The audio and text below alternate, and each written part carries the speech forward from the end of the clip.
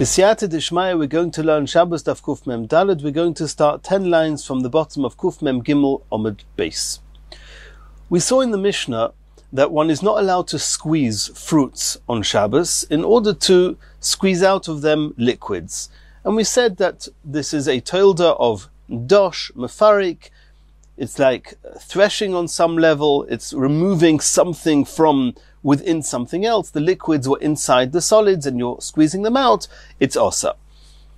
Then the Mishnah discussed what happens if the juices oozed out on their own. Are you allowed to benefit them on this Shabbos or not? And the reason that not is we're afraid that if we allow you to benefit from the juices that oozed out, you may come to squeeze them, and that's osa. So we saw in the Mishnah that the Tanakamas say it's osur, and Rabbi Yehuda say that it depends. If the fruits were originally collected in order to be eaten, in which case you do not want them to be squeezed, then even if a bit of juice oozed out, we're not afraid you're going to squeeze out the rest, and therefore you're allowed to benefit from the juices that oozed out. However, if you collected these fruits in order to squeeze them, then the fact that it started oozing out, if we are going to be able to drink them or to use them, benefit from this on Shabbos, you may come to squeeze the rest, and therefore it's osa. That's what we saw in the Mishnah. The Gemara we learnt on Daf Kuf Mem Gimel Amud Beis separated all fruits into three categories. There was what we would call typically zeisim and anovim, olives and grapes, which everybody squeezes out, or most people squeeze out for wine or oil. And then you've got shar peiros, which is other fruits which typically one would not squeeze at all. And then you've got a middle bracket which is called tutim v'rimoinim, a type of berry, and pomegranates, where people do not often squeeze them, but they sometimes do. And Shmuel in the Gemara on Daf Kuf Mem Gimel Amud Beis maintained that in the case of zeisim v'anovim, that everybody or many people squeeze them, even if you collected them in order to eat them, you're not allowed to benefit from the juices that oozed out of them, even according to Rabbi Yehuda, because you might change your mind and squeeze the rest. In the case of shar peiros, that nobody squeezes them, there Shmuel said that even the Chachomim agreed to Rabbi Yehuda that if you collected them in order to eat them, then you're allowed to benefit from the juices. In the case of tutim v'rimoinim, that's the machlokes between Rabbi Yehuda and the Chachomim. According to the Chachomim, even if you collected them in order to eat the fruits and not in order to squeeze them, you're not allowed to benefit from the juices. And Rabbi Yehuda said that you are allowed to benefit from the juices, providing that you collected them in order to eat them, not in order to squeeze them. But here in the Brisa that the Gemara brought, there's one extra word. The Brisa says regarding these tutim v'rimoinim, that according to Rabbi Yehuda, if you collected them in order to squeeze them, or stam, which means that you collected them with no stated purpose, it's osa.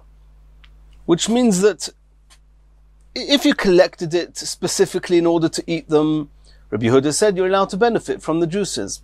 If you collected them in order to drink them, we can understand, according to Rabbi Yehuda, that you're not allowed to benefit from the juices. Everybody agrees with that if you collect them in order to drink them, to squeeze them, you're not allowed to benefit from the juices. Here the Brisa added on that even if there's no specific stated purpose, it's considered as if it was collected in order to squeeze, and you're not allowed to benefit from the juices. That's what we saw in the Brisa. And it's regarding this particular detail, whether if you collect the fruits stem with no stated purpose, whether it's considered osa, because we assume we put it in the same bracket as if you wanted the juices to ooze out, which is what we said in the name of Rabbi Yehuda. That's something which we're going to question from a Mishnah, and that's how we're starting today's daf. And it's a somewhat complicated Mishnah. It's going to take us a little bit to sugyas that we haven't learned so much yet, but at the end of that Mishnah, which we're about to quote, we're going to come back to this topic. Says the Gemara, "V'sova Rabbi Yehuda stam osur." Can Rabbi Yehuda possibly hold that regarding tutim and rimoinim, these berries and pomegranates, that if you collected them with no stated mission, we'll call it stoma. If you collected them stam, that it's osa, that means that the juices are considered juices and they're osa, also to benefit from on Shabbos. Votnan we learnt in a Mishnah. And this Mishnah is now going to have a dialogue between the Tanakama, between the Chachomim and Rabbi Akiva, backwards and forwards, as follows. And the context of this Mishnah, the topic of this Mishnah is regarding Hilchos Tumah and Tara. And we know that in Hilchos Tumah and Tara, there's a concept called mashkin, translated as beverages. There's halachas, there's a certain bracket of 7 mashkin, 7 particular liquids, that they have the halachas of mashkin. Being called mashke has got a number of halachic ramifications. One of them being that, number one, that they themselves can become tomei, and number two, that they can make other things susceptible to become tomei. Food will only ever become tomei if before the sheretz or anything tomei touch the food, if one of the 7 liquids touch these foods. And that means that the liquids, even in a tohara state, they made the food susceptible to become tomei, after which, if something tomei touches them, they can become tomei. And one of those liquids are called milk, another one is called blood. Milk and blood are both liquids that are found also in humans. A typical mother has milk, and blood, we're talking here particularly about the blood of a wound, which any person could have such blood. And then by an animal also. A female animal has milk, and an animal could also have blood from a wound. And the blood we're talking here about, the blood of a wound, and this is not including the blood which comes out of an animal when it's shechted, because there's a special posuk that compares that to water, and therefore it's a different bracket of halachas that we're not discussing here. We're talking about here the blood of a wound.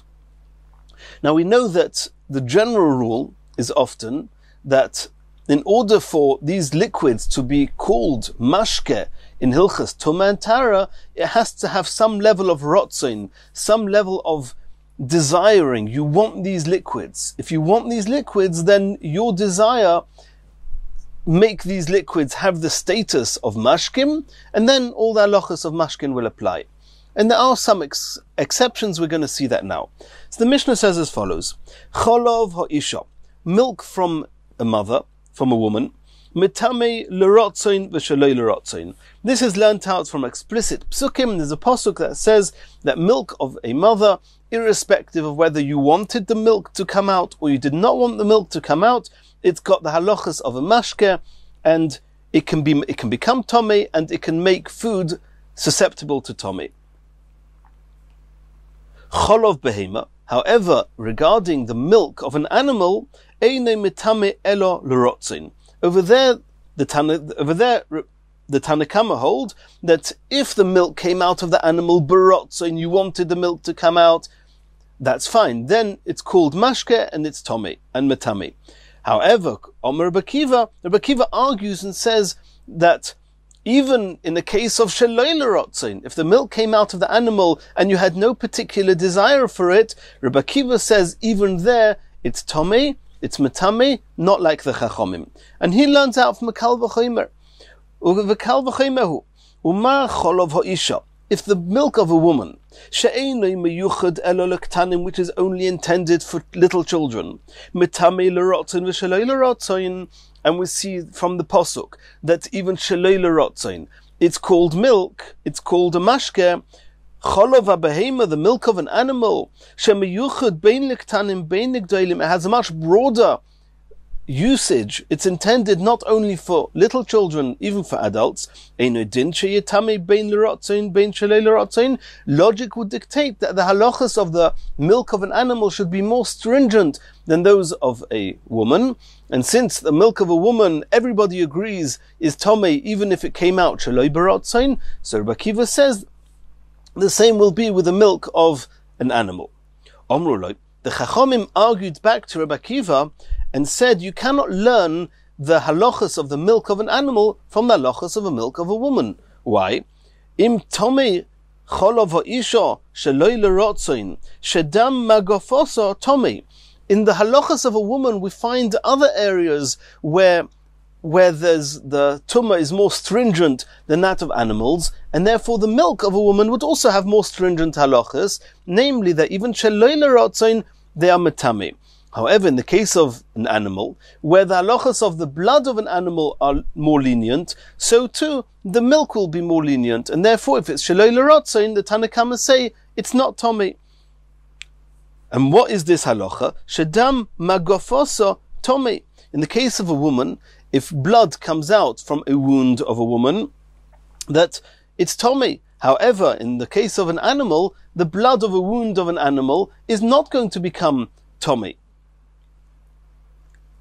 And therefore, since regarding blood, we find that an animal is more lenient than a woman, so too you cannot learn the halachas of the milk of an animal from the stringent halachas of the milk of a woman. That's what the Chachamim claim, that the halachas of the blood of an animal, the wound coming out of the wound of an animal, is tahir. And so too the milk will be more lenient, that if it's sheloi l'rotzoin, then it will not be tomei. Omar lehen, so Rabbi Akiva now responded back to the Chachamim, Machmir ani b'cholov mi bedam. It's true that if I looked at the blood, we would find that the blood of a woman is more stringent than the blood of the animal, and therefore you Chachamim assume that with the milk also the halachas of the animal should be more lenient than the halachas of a woman. But Rabbi Akiva says no. He says we look at the blood as being more stringent, at the milk, milk has a more stringent set of halachas than blood. So even if you find a leniency regarding the blood of an animal, we would not use that leniency to assume that the milk also has such a leniency, and therefore regarding milk, we can learn from the milk of a woman that it should be tomei, even sheloi l'rotzoin. Where do we find a stringency of milk over blood? If somebody milks an animal for therapeutic purposes, tomei will become tomei. But if somebody lets blood of a woman, of an animal, the blood of an animal for refuah for therapeutic reasons, toyer, it will be toyer. So you see that it's easier for blood to be toyer than for milk to be toyer. The milk that was milked l'refuah is tomei. So too we can learn the milk of the animal from the milk of a woman, that even sheloi l'rotzoin, it will be tomei. Omruloi. The Chachamim argued back now to Rabbi Akiva and said, no, salei zeisim va'anovim yechichu. If you have baskets with zeisim va'anovim, olives and grapes, she'amashkin hayotzin mehen l'rotzoin tumeim, sheloi l'rotzoin tohirim, we see explicitly that if the juices, although assuming that the juices came out of them l'rotzoin, you wanted these juices to come out, then they have the status of mashkin, and then it's tomei. However, sheloi l'rotzoin, if you were not satisfied, you had no desire for the juices to come out, then they are tohir. And therefore, you Rabbi Akiva, how can you Rabbi Akiva bring me proof from when you're milking an animal l'refuah, or your make is dam l'refuah, and you're bringing proof from there that since milking an animal l'refuah is tomei, so you want to say so too when the milk comes out sheloi b'rotzoin. How can you bring a proof of cholov that came out sheloi b'rotzoin from cholov, that you milked the animal for therapeutic reasons? Over there it's called rotzoin. You wanted the animal to be healed, you wanted the milk to come out. And we just saw here, in the case of the baskets of zeisim va'anovim, that there's a difference between if you want the liquids or you don't want the liquids. So of course if you milk the animal l'refuah, it's going to be tomei, or it could become tomei, because there you're milking it l'rotzoin. But in the case of sheloi l'rotzoin, which is the discussion of Akiva and the Chachamim, over there, who says that the animal should become tomei? And therefore you cannot learn from, not the animal, the milk of the animal will not become tomei, and therefore you cannot learn the milk of an animal from the milk of a human. And in the case of an animal, if it's l'rotzoin, it can become tomei, and if it's sheloi l'rotzoin, it will not become tomei, says the Tanakama, says the Chachamim, not like the case of the milk of a woman, where there we have a pasuk that even sheloi l'rotzoin is tomei. And this is the end of the Mishnah quoted here. And Tosfos brings that Rabbi Akiva actually had a response to this. If you look in the Mishnah in Machshirin, over there Rabbi Akiva answered that you cannot bring proof from the baskets of Zeisim and Anovim, because over there you need a much higher level of Rotzoin in order to make what was a solid receive the status of a liquid. It was a grape, which is a solid, or an olive, which is a solid, and now you want it to receive the status of a mashke, of a beverage, and be called wine or oil, that you need rotzin. But in the case of the milk, that even before it came out of the mother, before it came out of the animal, it was already a liquid, you don't need that level of rotzin. That's how Rabbi Akiva answers the Chachomim over there in Machshirin. But as far as the Gemara here is concerned, that's the end of the Mishnah. But let's take bottom line. There's one line in this Mishnah which is important to this sugya here, and that's this last line. The Chachomim said to Rabbi Akiva, baskets of Zeisim va'anovim. Let's remember that. That's the bracket of where everybody or most people squeeze these Zeisim and Anovim, and it says there explicitly that if the juices oozed out of it, berotz, and you wanted it, then it has the status of mashke. If it was sheloi l'rotzoin, then it does not have a status of mashke. So the Gemara is now saying, what does rotzoin and sheloi b'rotzoin mean? And I'll just introduce here, there's going to be 4 levels of desire, or lack thereof. You've got the highest level of desire for the mashkin is when I want the juices, or when I collected the fruits in order to squeeze them, or I actually do squeeze them intentionally, I want the juices. That's the highest level of rotzen. Then we've got the next level down, which is stoma. If I didn't, there was no stated purpose of why I collected these fruits, and there's a good chance that I would want the juices, but it's a little bit less level of rotzin than if I actually collected them in order to squeeze them. The next level down is going to be if I actually collected them in order to eat them, not in order to squeeze them. There, I hardly want the juices. And I may even not really want the juices. I just didn't think about the juices that I don't want. I just focused on the fact that I want the fruits. And squeezing them could actually be against what I want. And then the last level, which is the extreme case of sheloi l'rotzoin, and that's when a person explicitly says, where a person reveals his intent and says, I do not want the juices. I only want the fruit. I do not want the juices. Those are the 4 levels. Now, so the case of where you want the mashkin is definitely called the rotzin. There's no discussion about that. In the case where you explicitly reveal your intent that you don't want the mashkin, that's explicitly called sheloi l'rotzin. The middle bracket, the middle 2, and that means the stoma and the knisa la'oichlin, which means either when I had no intent or if I collected them in order to eat them and not in order to squeeze them, that's the middle bracket. Is that called l'rotzin? Is it called sheloi l'rotzin? And in the Gemara here is focused on the stoma stage, not so much on the knisa la'oichlin stage. So the Gemara says, my love, can we not assume that what does l'rotzin mean? Denichale, that's the highest level of rotzin. That's called rotzin. In that case, if the water oozes out of them, I want the water, I want the mashkin, I want the liquids, and it's got all the halachas and the status of a mashke. Sheloi l'rotzin. What does it mean, sheloi l'rotzin? When I don't have a specific rotzin. And that even includes bistoma. Because when I didn't have an intended direction, an intended purpose, it's also sheloi l'rotzin. It wasn't that I don't want it, but I didn't have the rotzin. That's how the Gemara is assuming now.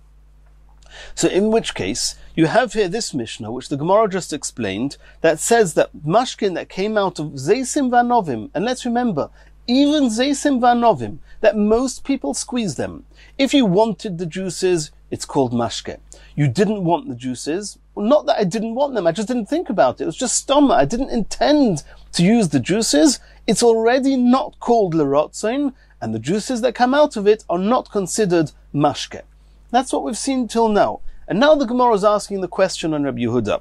And what's the Gemara going to ask? You, Rabbi Yehuda, in the Brisa that we mentioned on Kuf Mem Gimel Amud Beis, said that in the case of tutim and rimoinim, which is a type of fruits which is less commonly squeezed than than zeisim and anovim, than grapes and olives. And nonetheless, you, Rabbi Yehuda, said in that brisa that if you collected them stoma, it has the same halachas as if you collected them for mashkin. And now that's not going to make sense. If even in the case of zeisim va'anovim, we just said now that collecting them stoma, the liquids that oozed out of them have no status of liquids, then of course if they oozed out on Shabbos, you would be allowed to use them because they're not even called liquids. There's no you're allowed to drink them even on Shabbos. If so, it cannot be that in the case of tutim and remoinim, that if they were collected stoma and the juices oozed out of them, you're suddenly going to say, no, this is considered rotzain, and you're not allowed to use them on Shabbos, not allowed to drink it on Shabbos. And this Mishnah is going to contradict Rabbi Yehuda, the brayso that we saw before of Rabbi Yehuda. Let's see that inside. Uma zeisim va'anovim. If in the case of zeisim va'anovim, the b'nei schita that most people squeeze them, sheloi l'rotzain, v'loi klum, that having them squeezed out stoma, if the juices came out just when I collected them with no particular desire, not one way, not another way, it's v'loi klum, it's not even called a beverage, tutzim v'remoinim, de lav b'nei schita the berries and the pomegranates, that less people squeeze them, loikolshken, even more so that if the juices ooze out of it, stoma, that it should not be considered a mashke. How can you, Rabbi Yehuda, say that they're called a mashke? You're not allowed to drink them on Shabbos. Says the Gemara, Loi. We made a mistake in what stoma is. Who said stoma is in the bracket of sheloi l'rotzain? Maybe stoma is in the bracket of l'rotzain. And when the Mishnah here talking about zeisim and anovim, that it says there that stoma, or it says there that, sorry, when it says sheloi l'rotzain is tohir, is not called a mashke, the sheloi l'rotzain of the Mishnah is not talking about stoma. Sheloi l'rotzain is talking about when I explicitly don't want it. But if it's stoma, then it's considered l'rotzain. And then there's no question on Rabbi Yehuda. Rabbi Yehuda was talking about stoma, and stoma is as if you had rotzain for the mashke, and therefore it's got all the status of mashke. Only when you explicitly don't want it, then also in the case of tutim v'remoinim, and also in the case of zeisim and anovim, indeed it does not have the title of mashkim. Loi, l'rotzoin bistoma. When the Mishnah says b'rotzoin, it means even stoma is called rotzoin. Sheloi l'rotzoin, when the Mishnah says sheloi l'rotzoin does not have the status of liquids, the Goli Adaita, he revealed his intent to Omar and he said, Lo nichli, I don't want the juices to come out. That would be one way of explaining this Mishnah. V'i boyis ema, another explanation, another answer to explain the Mishnah, so it should not be a contradiction with what we've learnt in Rabbi Yehuda. Shani salei zeisim va'anovim, that the baskets that are containing these zeisim va'anovim, and the Mishnah especially mentions salim, which is a type of baskets which have holes in it. Kiven dele ibud kaimi, since any liquids that would ooze out in these baskets would get lost immediately. Meikara afkure afkerle, then he initially makes it hefka and gives no value to the fruits, to the juices. Which means that in the first answer of the Gemara, we said that when the Mishnah speaks about sheloi l'rotzoin, it means that you explicitly said that you don't want the juices. When the Mishnah says l'rotzoin, it means even stoma. According to this explanation of the Gemara says, you're right, everywhere else, generally speaking across the board, stoma is like l'rotzoin, as we saw. But the Mishnah here that speaks about the sheloi l'rotzoin, it could be the Mishnah here does mean stoma. And just in the case here, where even though it was stoma, but his actions of putting these zeisim va'anovim into baskets where any juices are going to get lost, then in this particular case, the stoma has the status of sheloi l'rotzoin. He's making it clear that he does not want or need the juices oozing out, and therefore in this case, it will not have a status of liquids. However, if you were to put them in a basket or into a container that's solid, a metal basket that has no holes in it, in that case, then the stoma would not be sheloi l'rotzoin, it would be l'rotzoin, and they would have the status of juice, of liquids, of beverages, unless he explicitly states that he doesn't want it. Continues the Gemara. Ashkechon Rabbi Yehuda de Moide l'Rabbanon b'Zeisim u'ba'anovim. We saw in the Gemara in Daf Kuf Mem Gimel Amud Beis that there was no machlokes Rabbi Yehuda and the Chachomim. They both agree that in the case of Zeisim va'anovim, of olives and grapes, even though you collected them in order to eat them, not to squeeze them, since most people squeeze them, you're not allowed to benefit from the juices that oozed out of them, because we were afraid now you're seeing the juices, you may come to squeeze them on Shabbos. And we had a brisa to that effect, that there's no machlokes Rabbi Yehuda and the Chachomim in this detail. Rabbanon de Moidele Rabbi Yehuda b'shar peiros minolon. Something else that Shmuel said on Kuf Mem Gimel Amud Beis is that regarding other fruits, there's no which nobody or almost nobody squeezes. Then, regarding other fruits, the Chachomim agree to Rabbi Yehuda that if you collect them in order to eat them, not in order to squeeze them, that you're allowed to benefit from the juices. That the Rabbanon de Moidele Rabbi Yehuda b'shar peiros minolon. We want to find proof to this. Have you got any proof that states that according to the Chachomim, even though the Chachomim in the Mishnah and Kuf Mem Gimel Amud Beis, they maintain that even if you collect it in order to eat it, one's not allowed to benefit from the juices? That's not talking about shar peiros, as we saw. It's talking about tutim and rimoinim. But other fruits, the Rabbanon agree to Rabbi Yehuda that one is allowed to benefit from the juices. Where do we have a proof to this? Says the Gemara, the Tanya we learned in the Brisa. Soichatin, one is allowed to squeeze on Shabbos. Bepegoin, or beprishin, or beoizrodin, which are three different types of fruits that were generally, or that they were never squeezed for their juices. And it says here, you're even allowed to explicitly squeeze them on Shabbos. Why? Since it's so unusual to squeeze these fruits, it's not considered dosh, it's not considered an activity of a melacha that's also on Shabbos. Avaloi b'remoinim. They agree that in the case of remoinim, as we saw before, that tutim and remoinim is the machlokes Rabbi Yehuda and the Chachomim, and everybody agrees you're not allowed to squeeze them. If they oozed out on their own, that's the machlokes Rabbi Yehuda and the Chachomim. So this brisa says that you're allowed to squeeze other fruits, but not remoinim. V'shal beis Menashe bar Menachem, it was common practice in the home of this individual called Menashe ben bar Menachem, during the week they used to squeeze pomegranates. So you see that pomegranates is something that gets squeezed, and therefore the juices are considered juices and they're considered mashkim, and therefore you're not allowed to squeeze them on Shabbos. However, the pegoin, beprishin, and the oizrodin, which means other fruits, they do not get squeezed ever, and therefore one's allowed to even squeeze them on Shabbos. And the Gemara is going to discuss this. First and foremost, it's true that you see here that other fruits, not only are you allowed to benefit from the juices that ooze out of them, you're even allowed to squeeze them on Shabbos. Nimai de Rabbanon here. But who told you that this brisa is the Rabbanon? Maybe the brisa is Rabbi Yehuda. Said Dilma Rabbi Yehuda here. Says the Gemara, but to have a nami Rabbi Yehuda, let's even say it's Rabbi Yehuda. Eimer de shamas leili Rabbi Yehuda, yotzu me'atzmon, soichaton lekatchila mishamas lei.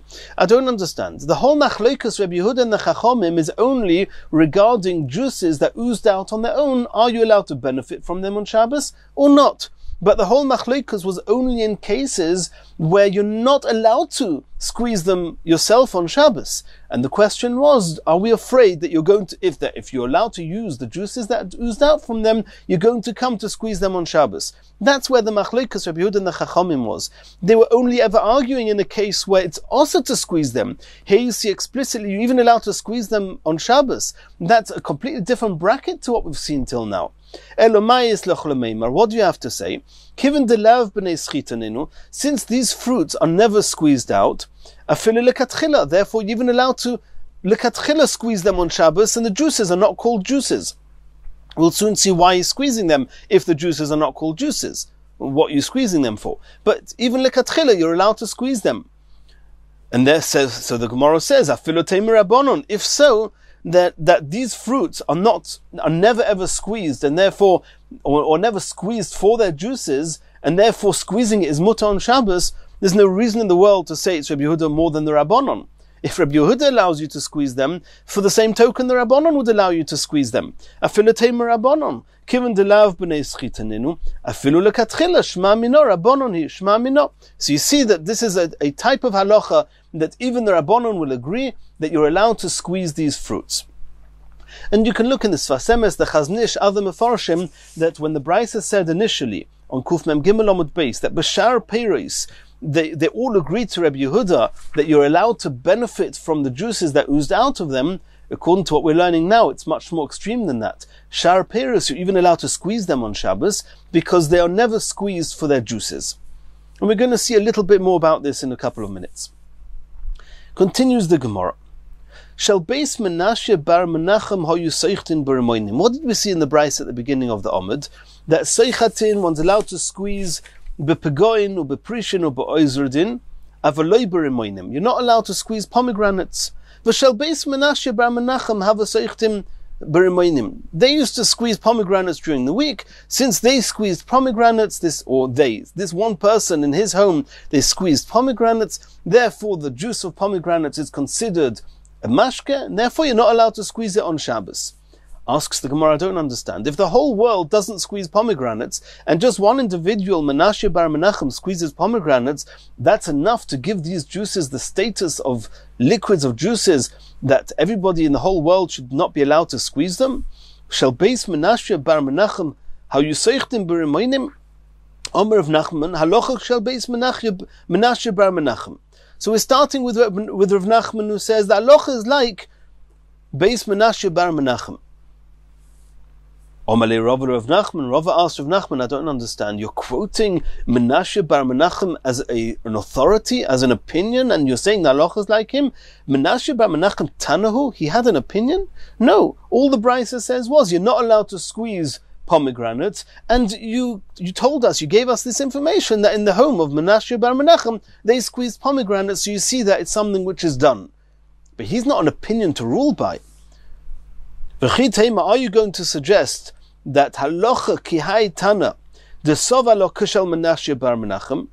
Maybe what the Brisa means, what Rav Nachman meant, was that because Menashe bar Menachem held that way, that pomegranates are common or are able, they're fit to be squeezed. Therefore, the Tana in the Mishnah says that you're not allowed to squeeze pomegranates because the Tana in the Mishnah held like Menashe bar Menachem, and Rav Nachman ruled like that Tana.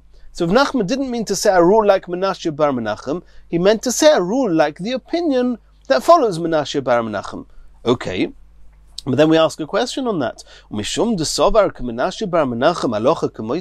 Just because this one Tana followed Menashe bar Menachem, that means that we have to follow that? That means that's the halacha? That means the Brisa that says, the Tana of the Brisa that says, Loi b'remoinim, you're not allowed to squeeze on Shabbos pomegranates, v'shel beis Menashe bar Menachem, because the home of Menashe bar Menachem did that. Why is that reason for Rav Nachman to say the halacha is like that? Menashe bar Menachem have a ruba de alma? Does this Menashe bar Menachem consist of most of the world that he can dictate that the common universally accepted practice is to squeeze pomegranates during the week, making squeezing also on Shabbos? Says the Gemara in. It's true that he's not most of the world, but the fact that he did it is the reason that the whole world, none of us are allowed to squeeze pomegranates on Shabbos, and that's the halacha. Why? Where do we find such a concept? So we learned in a Mishnah. It's a Mishnah in Kilaim, and we know that one's not allowed to sow vegetation, plant vegetation in a vineyard. Lo sizra karmacho Kilaim. But that's only something that is normally, typically sown, that a person would plant it. Something that no normal person would plant. For example, thorns and thistles.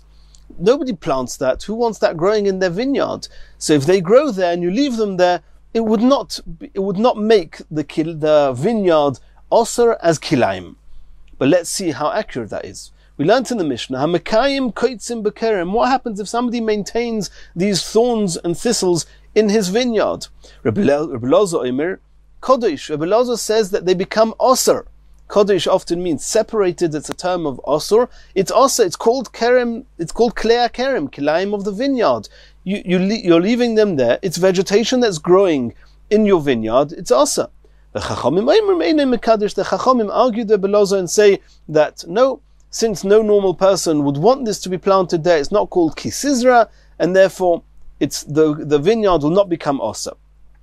Only something that normal people would typically keep and preserve and want to grow, that's what can make a vineyard osa as kilaim. Reb Chanina explained why was Reb Elazar stringent. Shekein ba'aravia mekaymin kutzei sodis ligmalen. In a place called Aravia, there it was common practice for the people to maintain and to keep and to plant these thorns and thistles as food for their camels. And since some people in these Aravia place, they would do it, therefore it's called a dover shekamoyu mekaymin. It's called kisizra, and therefore it's aser. So from here we have proof that even though you would preserve these kutzim, these thorns, in some place called Aravia, nonetheless, Reb Elazar says that it becomes aser for everybody. And even if you're not living in a place called Aravia, if you keep these bushes growing in your vineyard, the vineyard's going to become aser of kilaim. So if so too, Menashe ben Menachem, he would squeeze pomegranates during the week. So you see that the pomegranate juice is called juice, and therefore the whole world, it's asa. Says the Gemara, Midi area, you're going to bring me a proof from Reb Elazar by the kilaim to our case here. The Aravia Asra, the place of Aravia, was a big place. It was a town. It was a country. I don't know what it was. It was a big place with lots of people there, and they all had this custom. So Reb Elazar holds, since all those people would grow and they would maintain these thorns and thistles for their camels' food, therefore it's called kisizra and can make your field also with kilaim. Your vineyard will become also in the whole world. But in the case of squeezing on Shabbos, one individual in the world, Menashe bar Menachem, who's the only one that squeezes pomegranates, we'll say that his opinion is totally disregarded. His opinion is going to make that all of us squeezing pomegranates, that the juices are called juices. Elohainu Taima, the Gemara is now saying, I'll explain to you why the halacha is, I'll explain to you Rav Nachman, or Rav Nachman's going to explain why the halacha is, you're not allowed to squeeze pomegranates. Kudur of Chizda, it's a new logic. It's not because Menashe bar Menachem, he did it, therefore it's called for the whole world, it's called a juice, it's called a liquid, and therefore it's asa. No. The truth is that possibly we wouldn't consider the juices of pomegranates as being called a mashke. However, if you squeezed it, then you gave it significance. And if you gave it significance, then for you, it's now called a mashke. It's a new logic. And we'll soon see why we need Menashe bar Menachem then. Hainu Tama Kudur of Chizda. This is this new logic of Rav Chizda. The Omer of Chizda. Taradin, which are type of beets. Shesochaton, that you squeezed out these beets, something that no normal person does. V'nosnon b'mikveh, and you poured this water, the juice of the beets, into a mikveh. Poislin is a mikveh b'shinui mare. That's what Rav Chizda said.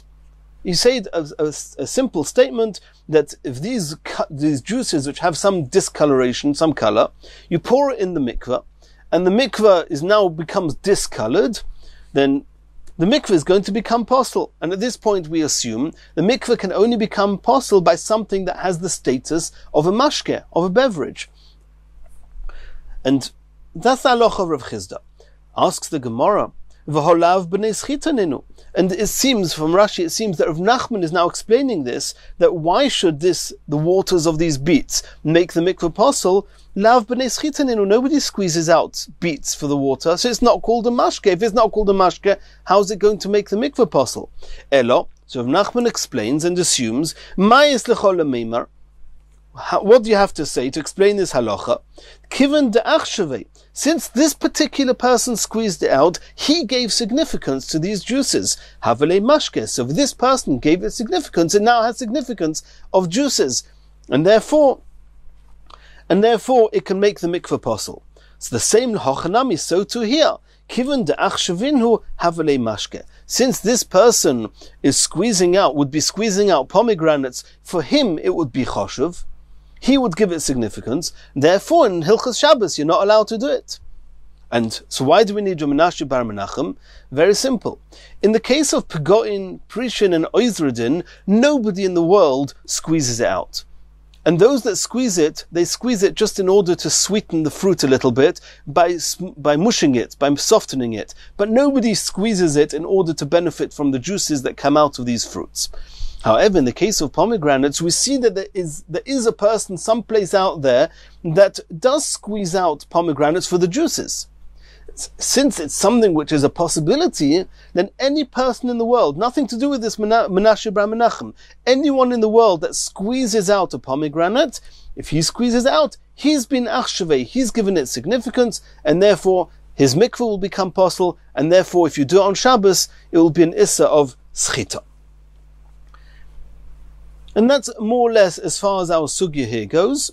And we have that brisa that says that the Pegoin, Prishin, and Oizradin, they are called Shar Peiros. They are never squeezed for their juices, and therefore you're even allowed to squeeze them on Shabbos. And now Rav Papa says, we explained Rav Nachman, who said the halacha by pomegranates is that it's asa. We explained it with the logic of Rav Chizda, and we brought a Rav Chizda who explained the halacha of beets that are squeezed for their juices, whether the mikveh becomes possible. Now Rav Papa is going to now discuss another reason why this mikveh should be possible. Not like Rav Nachman said that the reason Rav Chizda said that the waters of the beets make the mikveh possible is because this particular person, he gave significance to them. Rav Papa says no, he says a different logic. Rav Papa says you do not need the status of liquids in order to passel a mikveh. And therefore we do not need that you gave it any significance. No. The reason the mikveh is possible is there's a new halacha. Rav Papa Omar mishum dahava davar shein oisin mimenu mikveh lekatchila. You're only allowed to make mikveh with rainwater, or snow, or ice, hail, but not with any other juices. And since you're not allowed to make the mikveh with any other liquid in the world besides for water, these juices squeezed out of the beets, since you are not allowed to make the mikveh with these juices, if these juices are going to discolor the mikveh, it will make the mikveh possible.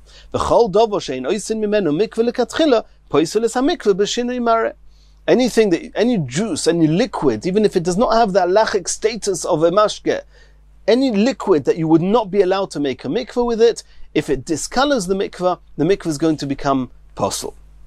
And now we're going to bring a Mishnah, and we're going to see this the same as we saw here, a discussion between how Rav Nachman explained the halacha of the Tardin and how Rav Papa explained the halacha, whether it's achshavei or whether it's the rule of kol davar she'eino oisin mimenu mikveh lekatchila poisel es hamikveh b'shinui mare. We're going to see that's also going to be machlokes now regarding another Mishnah.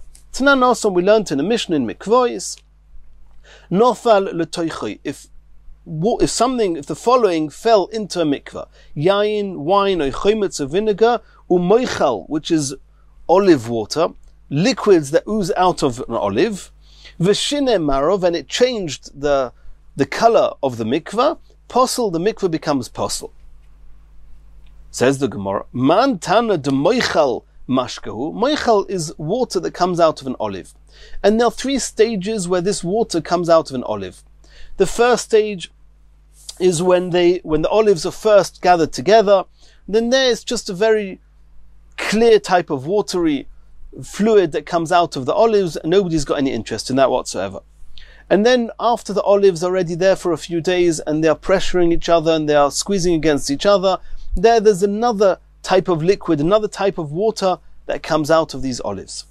And then afterwards, just before or whilst it's being pressed, there you have the third stage of this water that comes out of the olives. So man tana de moichal mashkehu. We just said now this mikveh became possible if moichal, either yain or chometz or moichal. So yain and chometz we know is called a mashke. Why not? This water of the olives, what makes that into mashke? Who gives that any significance? Who's the opinion that says that this olive water is called mashke?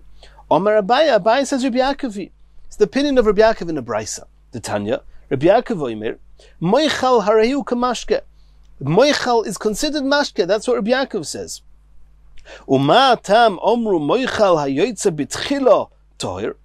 And the reason that the first stage of moichal, the very first type of watery substance, there everybody agrees it's not called a mashke, because the owners don't even want that discharge. But the other type of moichal, there Rabbi Yaakov says, is called mashke.